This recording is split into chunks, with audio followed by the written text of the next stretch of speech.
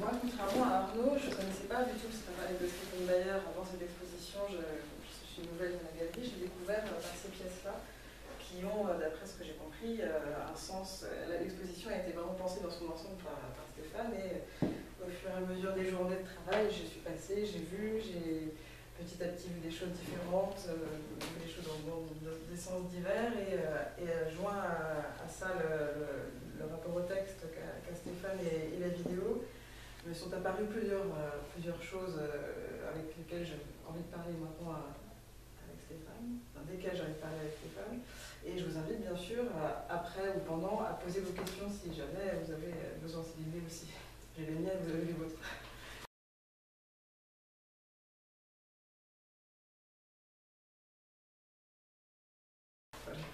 La première chose, c'était que ce qui me fascine assez dans le travail de Stéphane, c'est qu'il y a quelque chose de très abstrait évidemment, mais en même temps toujours empreint de réalité. Déjà dans les films, je ne sais pas si vous avez vu les vidéos qui sont là, il y a quelque chose d'absolument frontal et très pragmatique en fait sur le sujet qu'il poste. Ce sont des poses fixe, il y a le mouvement, par exemple la vidéo du mannequin, c'est uniquement celui du t-shirt avec le vent, mais vous avez quelque chose de presque photographique dans le cadrage, et ensuite la vidéo vient avec le mouvement du sujet lui-même. Voilà, et donc ce rapport à la réalité-là, je le trouve aussi vrai dans les peintures qui sont fixes, mais en fait on a l'air de s'écouler, d'essayer de sortir de leur cadre tableau, quoi. Stéphane, est-ce que la corrélation vous semble... Oui, tout à fait. Le principe de l'exposition, c'était de relier un petit peu le principe de l'abstraction, d'une pratique de la peinture abstraite, au monde qui nous entoure au quotidien. Et donc, ce tableau, par exemple, a été fait avec l'idée qu'on pouvait travailler ça par rapport à des sensations que tout le monde pouvait ressentir, comme par exemple avoir froid, avoir faim, etc. Et que ça peut être un élément moteur pour déclencher une mise en œuvre. Voilà, bien sûr, je pense à l'histoire de l'art contemporaine, à l'histoire de l'art moderne et du passé, mais aussi je tiens, comment dire, dans la pratique, à intégrer le quotidien. Et parfois, je trouve que le quotidien, certaines visions qu'on peut avoir dans la rue, notamment les films qu'on peut voir, ou dans des boutiques, le mannequin qui est filmé, provoquent des sortes de, pas de vertige, mais c'est presque ça, c'est un vertige qui fait que d'un seul coup on voit quelque chose, et c'est un élément déclencheur pour faire un tableau. Voilà, tout simplement. Vous aviez une formule que j'avais beaucoup aimée, qui vous parlait justement de ce rapport au réel et au fait que les formes abstraites étaient partout, et vous parlez du fait de piocher ces formes aussi dans le réel, oui. Et aussi de cette chose que vous appeliez copyright qui devient le copyleft. Oui, voilà. Dans l'art en général. Oui, oui. Donc, oui, de dire que l'abstraction appartient à tout le monde et que tout le monde peut se l'approprier. On peut se l'approprier dans les galeries, dans les musées, mais on peut aussi se l'approprier dans la rue. Et effectivement, c'est copyleft dans le sens où ça a à voir avec la transmission, mais la transmission du partage est gratuite. Enfin, il n'y a pas de... je pense que ça peut se faire de cette façon. Et donc dans ces formes du réel qui vous amenez vers l'abstraction, c'est un passage, il y a ces épis qui sont présents dans toutes les pièces de l'exposition sauf les miroirs. Oui. Est-ce que vous pouvez me parler un petit peu de choix de cette forme? Pourquoi l'épi? Oui, alors peut-être il y a un film qui passe là des années 70 où déjà il y a cette forme qui apparaît, un film qui a été fait je pense en 1975, 76, mais aussi je me suis intéressé à la ligne de contour du tableau. Pour moi c'est extrêmement important par rapport d'ailleurs à d'autres pratiques picturales comme la fresque. C'est-à-dire que le tableau c'est quelque chose qui vient sur un mur, mais en fait le mur il faut en tenir compte, c'est quelque chose d'extrêmement important. Donc cette ligne de contour qui est en fait la limite, la frontière entre la surface peinte picturale qui est donnée à voir à un public, cette ligne de contour fait le lien entre ce qu'on donne à voir et le mur sur lequel le tableau est accroché. Donc, alors ce que j'ai voulu faire par ce déploiement en épi, c'est reporter à l'intérieur même de la surface, de reporter la ligne de contour à l'intérieur du tableau, c'est-à-dire de dire que le contour en fait est partout. C'est-à-dire que ce n'est pas une surface, mais c'est le contour qui est reporté à l'intérieur du tableau, et ce contour-là envahit entièrement la surface du tableau. C'est très visible sur ceci, par exemple, parce que là, il y a vraiment le relief de la corde, mais celui qui m'a le plus déstabilisé, disons, dans l'ensemble de l'exposition. C'était celui-là déjà par son caractère coloré plus que les autres, par son format aussi. Et aussi parce que visuellement, ce mordu là, des différents traits crée cet effet de relief qu'on retrouve là-bas. Et j'ai remarqué, je vous invite à venir regarder, Stéphane Bayard a non seulement peint les traits colorés, mais la toile est peinte elle-même en blanc avant, ce qui se voit là sur le côté, sur les clous de tapissier du tableau. Et en fait, il y a toujours dans les toiles cette espèce de recouvrement de la toile en dessous. Donc là, ce qui pourrait être un après classique de peinture devient une couche comme ici, une couche de toile en plus par-dessus la toile du châssis, et ici aussi.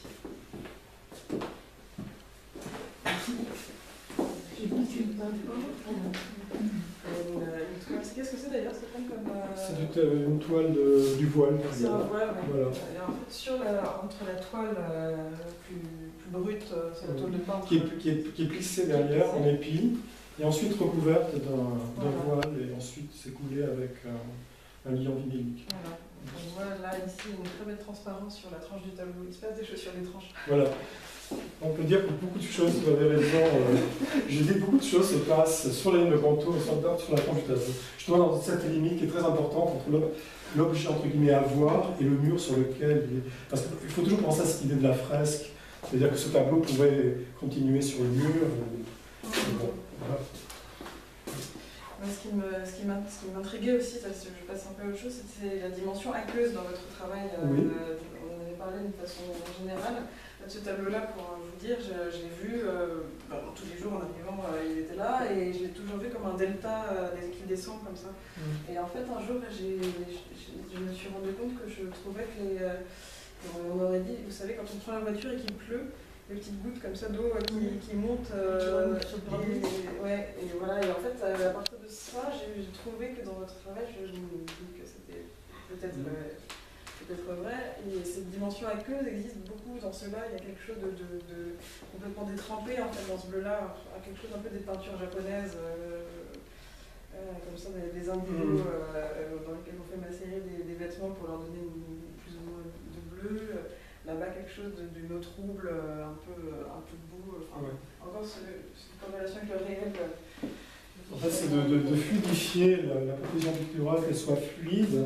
Et d'ailleurs, les textes aussi, c'est un petit peu ça. Là, c'est un texte qu'il faut un peu parfois lutter pour écrire.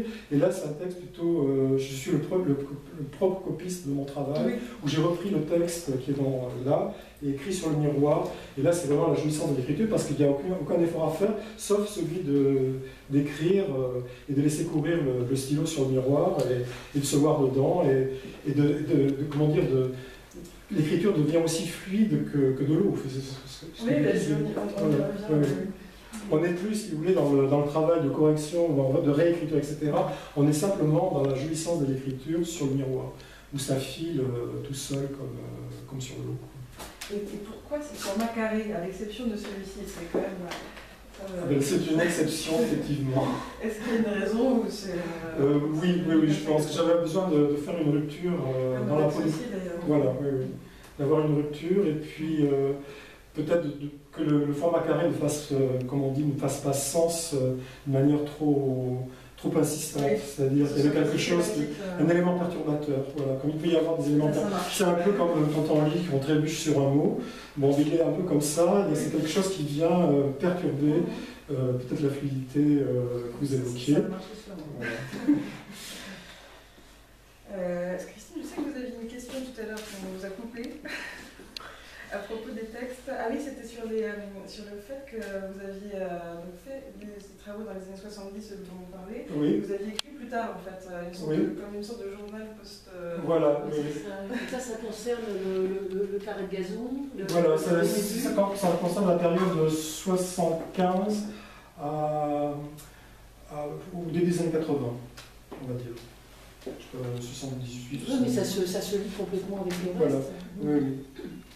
Mais moi, ce qui m'a frappé, c'est les vues, les visions. Oui. Quand tu parles des diagonales, de l'horizontale, de la verticale, que la caméra est placée Et puis, à plusieurs reprises, tu parles de la... de contour, d'avoir un contour de l'espace, en fait de le délimiter, Voilà. l'espace où tu vas dans lequel tu vas On est travailler. bien dans la question du contour et de la ligne de contour. Donc voilà, il y a la ligne du contour, raison. il y a cet espace que tu choisis, parce qu'à chaque fois, en fait, quand tu cherches le paysage rêvé. Alors, c'est le paysage rêvé, peut-être que je pensais à ce paysage, mais en fait, c'était pas celui-là. Celui que je cherchais, c'était le paysage du Golfe et le petit paysage d'une cité, dans la banlieue de Bordeaux. Parce que pour moi, c'était très proche d'un tableau. C'était un lieu qui était clos, délimité, travaillé en permanence par des personnes qui arrangeaient les jardins, etc. En fait, je me suis, polarisé sur ça, et c'est comme ça, finalement, que la question du tableau est venue, par ces lieux très délimités, dans un cadre, dans un contour, etc., comme un golfe. Comme une image de tableau, en fait. Ou une image de tableau. On intervient, Oui, il se passe des choses dans un espace délimité. Tout à fait. Et l'écriture vient après, ou pendant, ou avant ou...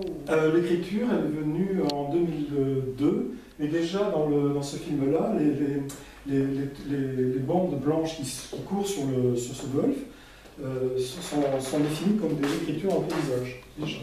Écriture un peu... Et en même temps, ça sort du tableau. Donc, tu délimites, mais... Voilà, c'est une forme de marquage du lieu, de le définir en fait déjà comme un tableau. Mais je pensais à l'écriture du texte. Ah oui, pardon. L'écriture du texte est venue en 2002. Elle est venue d'une nécessité de reconsidérer ce que j'avais fait, de prendre de la distance. Et pour moi, la meilleure distance, c'était de l'intégrer dans une petite fiction pour faire une petite histoire de l'art qui serait la mienne. Mais bon, dans la grande histoire. Voilà, c'était un moyen toujours de cadrer ça, de le délimiter et d'arriver un petit peu à faire les liens entre différentes propositions, différents travaux que j'ai pu faire. Et là, je me demandais, là, je repensais au début, les pièces sont plutôt récentes, c'est celle-ci la plus ancienne. Oui, alors la plus récente c'est celle-ci, c'est 2017, et ça c'est 2007. Et vous les avez faites en pensant à un ensemble qui ferait l'exposition, ou ça a été non, pas du tout. les pièces mises ensemble après qui ont... Non, parce que là il y a des pièces, il y a une pièce de 2000, les miroirs sont de 2006. D'accord. Donc c'est des œuvres de périodes très différentes. Mais après, ce qui a créé le lien en fait. Oui, bah, d'ailleurs, Voilà, c'est le titre, c'est J'avais froid. Oui, J'avais froid crée un lien entre toutes les œuvres. C'est-à-dire que, voilà. Et c'est un moyen aussi de dire que, ce que je disais tout à l'heure, c'est d'arriver à penser la peinture autrement, parce que c'est pas le mot, mais qu'il y a d'autres moyens d'accéder à l'abstraction, d'accéder au tableau et d'accéder surtout à sa mise en œuvre. C'est-à-dire, voilà.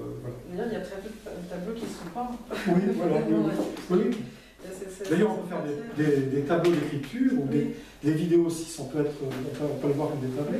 Et d'ailleurs, il y a certains moments dans le texte, c'est presque comme des tableaux. Ça décrit des descriptions. Disons que c'est pas rapporté à un objet physique précis d'un châssis avec une toile.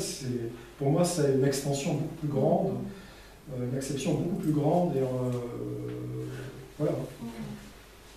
Et qu'est-ce que c'est que ce matériau, l'union minimique? Comment est-ce que vous êtes venu à utiliser? Parce que là, il y en a un seul avec ce matériau-là. Il y en a un autre dans le bureau que vous avez vu tout à l'heure. Mais c'est quelque chose que vous utilisez souvent. Oui, en fait, c'est de l'union vinylique, en fait, c'est de la peinture sans pigment, tout simplement. C'est ce qui sert normalement à lier les pigments entre eux, avec d'autres. Voilà.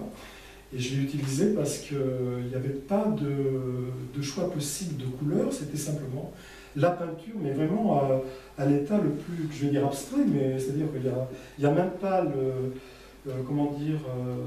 choix d'une couleur. On utilise ça, je l'ai utilisé parce que c'était ce qu'il y avait de plus neutre, de plus basique. Voilà. Il y a aussi l'idée de frontière. À un certain moment, quand tu parles de l'eau salée et de l'eau douce, donc le contour, en fait, voilà. La ligne qui vient à l'intérieur du tableau est aussi peut-être pas la conjonction, mais juste le moment et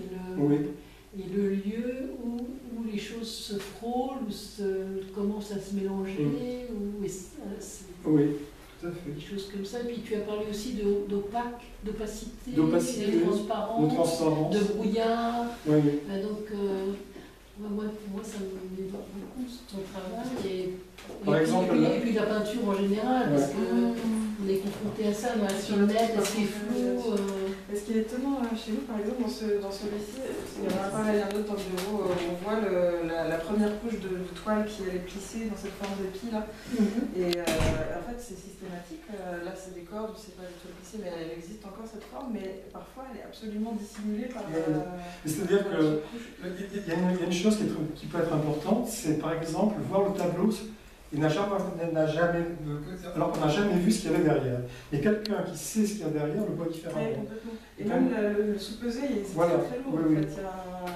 Parce que c'est des bossettes d'un travail assez léger comme ça, mais qui en même temps une densité qui existe matériellement quand on le soulève, c'est très lourd. Il y a une face cachée de l'œuvre qui fait qu'on appréhende l'œuvre différemment lorsqu'on l'a vu. Si on ne l'a pas vu, on le voit tel qu'il est. Mais si on sait ce qu'il y a derrière et qu'on l'a vu, on voit le tableau différemment.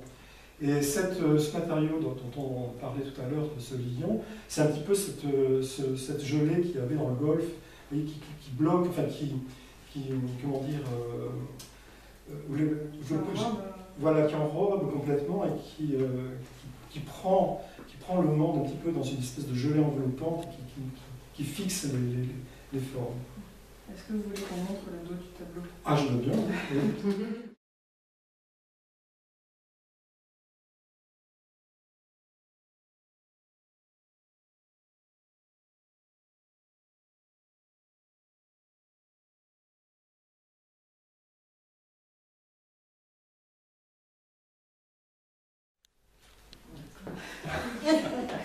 Donc en fait, il y a plusieurs histoires. C'est étonnant quand même. Voilà, il y a plusieurs histoires. Plusieurs histoires. Il faudrait mettre presque mettre un verre derrière, enfin, il faudrait presque recolorier des choses. Ouais, c'est intéressant. In the text to the time, and that will get out of it. And I looked at that image and I felt the sort of the milieu, the sun, the travel, the road, and everything. So I think I got quite a lot. Mais c'est un flux, c'est-à-dire le texte est un flux. Et la peinture, ce qu'expliquait Judith, il y a un flux, c'est-à-dire effectivement ça c'est. Very strong for me, even if I didn't understand the details in the text. Est-ce que ça vous plairait ou ça vous intéresserait qu'on puisse voir les deux faces? Non. C'est pas possible. Non. Mais ça vous plairait. Non. Il faut que ça reste caché. Voilà, il faut que ça reste caché. Mais alors, il ne fallait pas le montrer. Ah, mais si, justement. Parce que désormais, vous le verrez différemment. Oui, d'accord. Voilà, vous serez parmi ceux qui ont vu la face cachée de l'œuvre. Tu accordes une importance au fait qu'on puisse voir derrière. Oui. Donc pourquoi tu dis qu'il faudrait que ça reste caché? Ah non, c'est pas une importance. C'est-à-dire si on a l'opportunité de le montrer, ou s'il y a une demande, il faut y accéder. Enfin, c'est compliqué ça quand même. Ouais. En même temps, c'est une histoire de processus aussi. Processus oui, bien sûr, du tableau. Mais non, mais ce que je ne comprends pas, c'est que ça devrait rester caché, mais en même temps... Non, c'est-à-dire de ne pas le montrer d'une manière... d'emblée. D'emblée, voilà. Oui, mais qui va le soupçonner? Qui va demander à voir... C'est un peu comme l'inconscient. On se parle, mais il y a plein de choses qui se passent dans la mémoire, plein de choses qui se passent dans la mémoire. C'est un peu ça, c'est un peu quelque chose qui est de l'ordre de la mémoire, de l'inconscient du tableau. C'est diverses strates qui sont... Enfin, c'est un feuilleté en profondeur, quoi. Donc il est... Voilà. Mais de même qu'on pourrait imaginer qu'on ne voit pas l'élément déclencheur, à savoir les vidéos. Ça pourrait ne pas être... Ah non. Il y a peut-être aussi le fait que vous avez quand même beaucoup travaillé avec cette forme. Donc, c'est pas le seul tableau, il vient dans une suite où il y a beaucoup d'autres tableaux comme ça. Donc, c'est presque sous-entendu que le tableau ait adopté cette forme. C'est sous-vu. C'est sous-vu. Voilà. Oui, c'est sous-vu.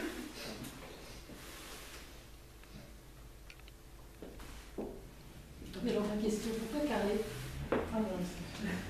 Tu l'avais posé déjà? Pourquoi carré?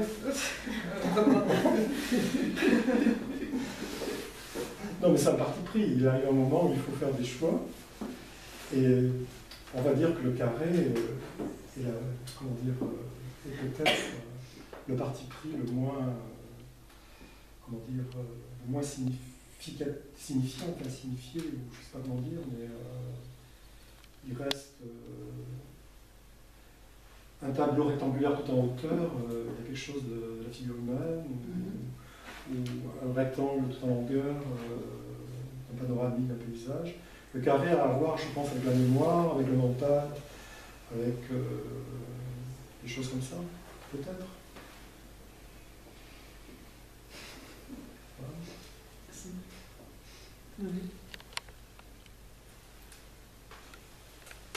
Personne n'a de questions? Non? La dernière chose, le titre J'avais froid fait partie de l'exposition. Oui. C'est une pièce d'exposition.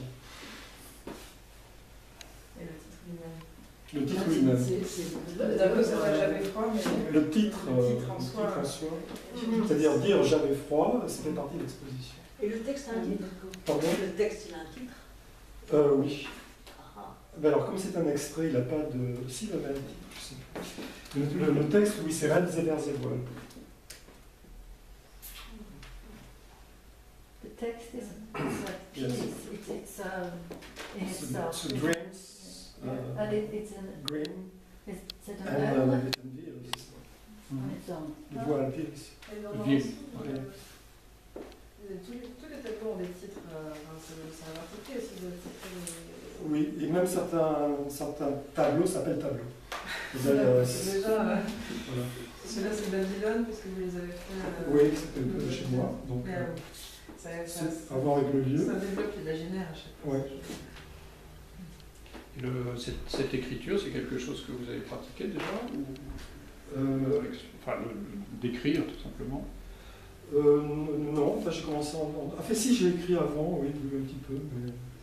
Disons que ce texte, c'est le premier que j'ai essayé de structurer vraiment, de travailler, de mener à son terme pour cette période et éventuellement de continuer pour les années à venir. Mais, Oui, est-ce que ce sont ces tableaux qui ont déclenché l'écriture ou l'écriture est venue? non, c'est venu tout seul en Oui. 2002. Et écriture aussi, par exemple, les descriptions techniques des œuvres, pour moi c'est de l'écriture et c'est des petits poèmes, c'est-à-dire dire par exemple huile sur toile pliée en épi, montée sur châssis, etc. C'est comme un petit poème. C'est-à-dire ça n'a pas de valeur uniquement d'information, mais c'est déjà de l'écriture. C'est-à-dire d'écrire une œuvre, le titre, les dimensions, l'année, et puis dire tout ce qui se passe à l'intérieur du tableau. Par l'écriture, c'est déjà l'écriture. Pour moi, musique. Pardon? Pour moi, musique. Oui. Yeah, because I don't understand the content. I follow the stream in the text, and I'm thinking the stream is pulling you into time and out of time, so it's a kind of, and I think you must feel that when you write it, that it's the speed in it is there in the text, so you have to go on and on, you have to read like that. I think it was very clear or strong content for me. It was like a piece in itself, and also a piece of music. Oui, c'est quelque chose que j'ai travaillé, c'est la compacité. Mais ça, j'en ai jamais parlé, je n'ai pas travaillé sur ça. Mais à un moment, j'ai beaucoup travaillé sur cette question, enfin beaucoup travaillé. J'ai essayé justement d'intégrer les notions de compacité à la peinture. C'est-à-dire de vraiment, c'est pour ça que j'utilisais le carré, c'est vrai que c'est aussi un format qui densifie toute proposition picturale. C'est-à-dire elle ne s'échappe pas trop, elle est vraiment... voilà, donc, Est-ce qu'on pourrait parler aussi d'une forme de solitude dans ce travail? Oui. Oui. Pourquoi spécifiquement solitude? Est-ce que ton travail n'est pas... Oui, bien sûr. Oui. Mais pourquoi? Pourquoi vous y pensez plus spécialement? Parce que moi je vois dans la façon dont l'œuvre s'élabore qu'il y a un très long dialogue qui se fait dans l'évolution du travail, et on a la sensation que ce dialogue, il est à l'intérieur, enfin qu'il y a beaucoup de personnages à l'intérieur, mais il traverse à l'intérieur pour aller à l'extérieur. Et on parle beaucoup de références, enfin, j'ai l'impression dans le travail à des choses de la vie de tous les jours, mais en réalité pas dans l'histoire de l'art, même si l'histoire de l'art, elle nourrit tout le vocabulaire, mais il y a vraiment une histoire vécue de la peinture, je dirais presque personnelle, quoi. Enfin, donc solitude dans ce sens-là, il me semble. Et, aussi peut-être par le langage de l'abstraction. Enfin, je sais pas. Oui, le quotidien est un compagnon qui accompagne les jours. Parce qu'en même temps, c'est quand même assez extraordinaire cette confrontation, ou ce compagnonnage avec toute cette peinture que vous voyez tous les jours. Enfin, comment travailler au milieu de tout ça, quoi. Comment est-ce qu'on peut peindre, comment est-ce qu'on peut faire de l'art en habitant à Venise, ou comment est-ce qu'on peut, je sais pas, des choses comme ça. Alors c'est peut-être pour ça que je m'intéresse au quotidien, à la rue, à des petites choses qui sont vues dans ces films, ou des descriptions dans le texte. Parce que pour moi, le quotidien, parfois, ça me provoque comme un vertige. Enfin, ça m'intéresse passionnément, quoi. Ça ne m'ennuie pas, absolument pas. Donc, et pour lancer cette mise en œuvre, enfin, c'est-à-dire faire le premier pas vers un tableau et le commencer, travailler, se décider, j'ai besoin de ce vertige, enfin, voilà. Mais qui est très court, qui, à mon avis, est bien adapté à des petites vidéos très courtes, ou des choses comme ça, ou des petites descriptions, ou des petits textes.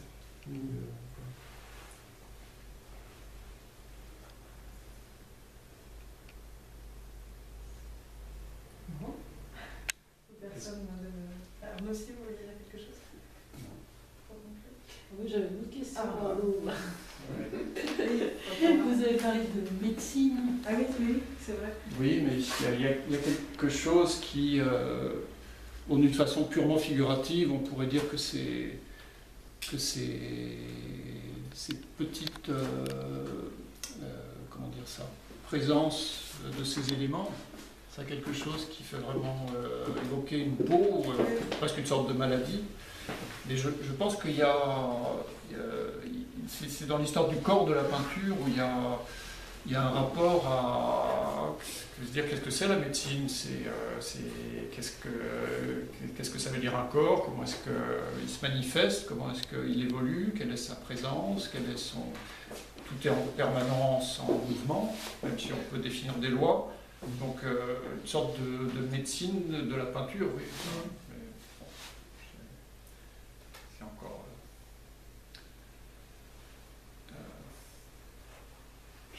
c'est-à-dire à la fois quelque chose qui montrerait ce que l'état de la peinture aujourd'hui et en même temps qui la soignerait, enfin, les deux en même temps, qui serait... voilà. Vous aviez parlé de radiographie et pour certains tableaux, effectivement. Aussi, oui. Il y a une idée qu'on peut... Là, il me semble que, je ne sais pas comment on peut avoir des veines, comment on peut... Celui-ci.